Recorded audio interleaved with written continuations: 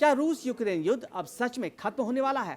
4 साल, हजारों मौतें, अब पूरा का पूरा शहर बर्बाद। एक ऐसा युद्ध जिसने पूरी दुनिया की राजनीति, अर्थव्यवस्था और सुरक्षा व्यवस्था को हिला कर रख दिया। आज उसी युद्ध को लेकर अमेरिकी के राष्ट्रपति डोनाल्ड ट्रंप कह रहे हैं कि हम युद्ध रोकने के बेहद करीब पहुंच चुके हैं। लेकिन सवाल यह नहीं है कि ट्रंप क्या कह रहे हैं, सवाल यह है कि इस शांति की कीमत कौन चुकाएगा, यूक्रेन, रूस या फिर पूरी दुनिया। इसी मुद्दे पर बातचीत करेंगे आज वर्ल्ड वॉरियर में। हमारे सहयोगी अंकित है। अंकित, फिर से दावा कर रहे हैं डोनाल्ड ट्रंप कि हम बहुत करीब पहुंच चुके हैं रूस यूक्रेन युद्ध को लेकर। उनकी यूरोपियन कंट्रीज से बातचीत हुई है और तो क्या खिचड़ी पकड़ी है डोनाल्ड ट्रंप की दोबारा से? देखिए, सबसे पहली बात कि डोनाल्ड ट्रंप के कहने से कुछ नहीं होगा। पुतिन क्या कह रहे हैं, यहाँ पुतिन का कहना सबसे ज्यादा जरूरी है कि रूस के राष्ट्रपति पुतिन की क्या मानसिकता है, किस दृष्टिकोण से वो आगे बढ़ रहे हैं। अगर उनकी दृष्टिकोण में युद्ध खत्म हो रहा है तो मैं मानता हूं युद्ध खत्म हो रहा है। आपने ये देखा कि ट्रंप साहब ने ये भी कहा कि हम जो रूस ने जिन क्षेत्रों को अपने अधीन कर लिया है अब उसे छोड़ने की जरूरत नहीं। लेकिन जेलेंस्की ने क्या कहा? जेलेंस्की ने तो साफ तौर पे कहा कि मैं अपना क्षेत्रफल नहीं दूंगा किसी भी कीमत पर हाँ, मैं नाटो की सदस्यता नहीं लूंगा। लेकिन शर्त फिर भी है, लेकिन शर्त यह है कि मुझे यूरोप के देशों से और खास करके अमेरिका से ये आश्वासन चाहिए कि मुझे सुरक्षा मिलेगी रूस के खिलाफ। तो ये देखिए, ये सबसे बड़ी बात है।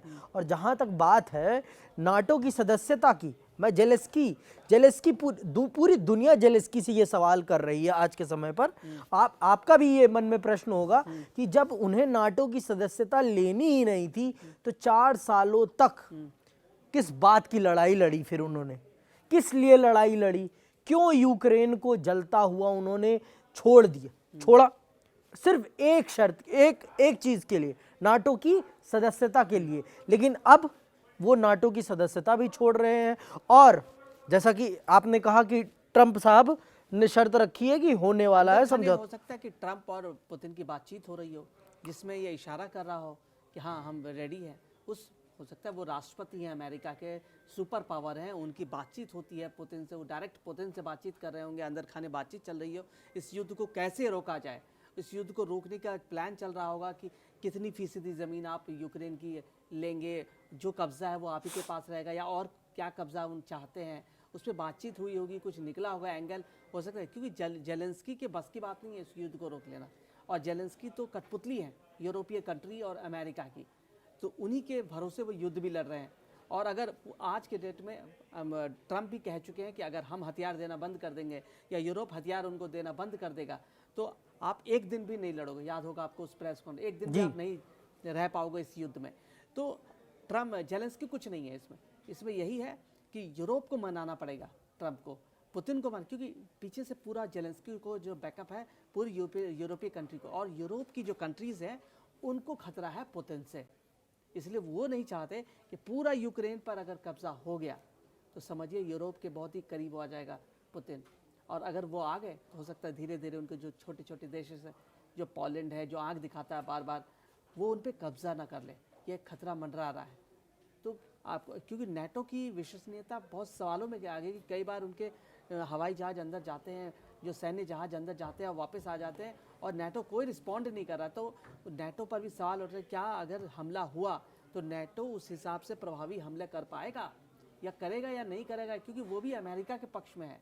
अगर अमेरिका बोलेगा तो ही नेटो आगे चलेगा, समझ रहे हैं? तो वही बात, पेपर पर होना और ज़मीन पर युद्ध लड़ना दो अलग अलग चीज़ें हैं। पेपर पे कहना कि एक कंट्री पर हमला हुआ तो पूरे नेटो का देश पर हमला माना जाएगा जी। लेकिन ज़मीन पर यह है कि अगर हमला हुआ तो क्या नेटो हमला करेगा पुतिन से, भिड़ेगा पुतिन से? बहुत ही मुश्किल सवाल है। और पुतिन के लिए भी ये आसान नहीं है कि सारे यूरोप को कब्जा करना। सिर्फ ये डराने की कोशिश भी हो सकती है कि यूक्रेन पर कब्जा कर लो ताकि बाकी यूरोपीय कंट्री उनके खिलाफ आंख न दिखाए। आप क्या बोलना चाहते हैं? देखिए, मैं आपकी पूरी बात से सहमत हूँ, लेकिन मैं सिर्फ यही कहूँगा कि मैंने जो कहा आपसे कि यहाँ पर पुतिन का जैसे आपने भी कहा कि पुतिन है यहाँ पर केंद्र बिंदु, पुतिन जो डिसाइड करेंगे वो ही वास्तविक तौर पर क्रियाकलाप में आएगा, ना यहाँ पर ट्रंप कुछ कर सकते हैं, जेलेंस्की के हाथ में तो कुछ है ही नहीं। तो वही मैं आपसे मैं अपने दर्शकों से भी यही कहना चाहूँगा कि आप अगर रशिया यूक्रेन के युद्ध को देख रहे हैं और अगर आप उसको फॉलो कर रहे हैं तो ये आपने देखा होगा कि हमेशा जो ग्रिप होती है, जो लगाम है, वो रशिया के पास है, कभी भी वो जेलेंस्की के हाथ में नहीं गई है। और ये भी सर, ये चीज़ भी हमें सबसे ज़्यादा नोट डाउन करने वाली होगी कि हमने ये देखा कि हमने कोर 5 की बात करी थी हम, और आप डिस्कस कर रहे थे कोर 5 की। तो जब हम कोर 5 की बात कर रहे थे तो हमने ये भी, मैंने आपसे ये भी कहा था कि क्या पुतिन अपनी वो सोवियत वाली हार भूल पाएंगे या नहीं, ये सबसे बड़ी बात थी। और यही चीज़ आप हम सब जानते हैं कि पूरा कोल्ड वॉर किस लिए जाना गया है। कोल्ड वॉर जाना ही गया है यूएसएसआर और अमेरिका की शक्ति वर्चस्व के लिए, है ना। तो इस चीज़ को भी हमें समझना पड़ेगा कि क्या आज के समय पर, और कहीं ना कहीं सर ये तो सच है कि यूक्रेन पर अगर कब्जा होता तो एक प्रकार से इसे पुतिन अपना यूएसएसआर पर, जो यूएसएसआर के खोने का जो दर्द था उसको, उस पर एक मलहम सा मान सकते हैं। तो ये चीज़ भी हमें समझनी पड़ेगी कि इतिहास, ग्रेटर रूस की तरफ जी, आगे बढ़ेंगे, ग्रेटर रूस की तरफ आगे बढ़ेंगे। वही सर, वही सबसे बड़ी बात है यहाँ पर कि हमें ये समझ, एक काम से दो कार्य हो जाएंगे जी, यूरोप को खौफ में रखना। जी, वही बात है, यूरोप को खौफ एक में तीर रखना। दो निशाने, दो निशाना। सांप भी मर गया और लाठी भी नहीं टूटी। तो मतलब यूरोप को भी ये बता दिया जाएगा कि अमेरिका अपनी जगह है और मैं अपनी जगह हूं, तो मुझसे टकराने से पहले आपको 2 बार सोचने की जरूरत है। हमेशा आप अमेरिका के दम पर मुझसे लड़ने के लिए तैयार नहीं हो सकते। हो सकता है, हमने देखा कि कई ऐन वक्त पर अमेरिका लड़ने नहीं आया, वो हथियार तो देगा पीछे से। जी। आज यूक्रेन के साथ क्या हो रहा है, हथियार तो मिल रहा है लेकिन खुलकर युद्ध लड़ने कोई नहीं आता किसी भी देश के लिए। तो ये शांति नहीं है। लोग कह रहे हैं कि यूक्रेन पर दबाव और रूस की जीत का यह खेल चल रहा है।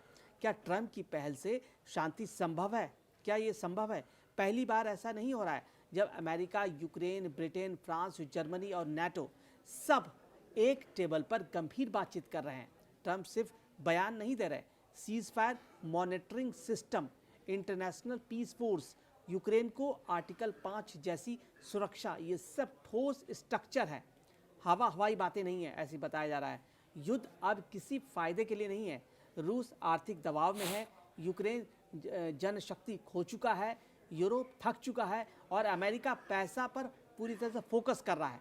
तो दोनों मतलब सब गवाही रहे। इसलिए ये वक्त है रियल शांति का, न कि जिद का। अगर ये शांति इतनी ही ईमानदार होती तो सवाल ये उठता है कि यूक्रेन से ज़मीन छोड़ने की बात क्यों? डॉनबास छोड़ो, लुगांस्क छोड़ो, डोनेट्स्क छोड़ो। ये शांति नहीं, हार का नाम बदलना है। तो यही मैं आपसे भी कह रहा था कि देखिए, शांति जरूर है, शांति की कीमत आप क्या चुका रहे हैं, सबसे बड़ी बात तो ये है। सबसे बड़ा सवाल तो ये है कि अगर आप, है ना, जमीन की भी बात है। और जिस नाटो की सदस्यता के लिए जी पुतिन का कब्जा हो चुका है जी, वो अपने देश में सम्मिलित कर चुका, स्ट्रक्चर खड़ा कर चुका है। वो बहुत सारे जो शहर है स्ट्रक्चर खड़ा हो चुका है, वहाँ पे झंडा भी उनका है, उनकी प्रशासन भी रूस की चल रही है, बाकायदा नॉर्मल चल रहा है।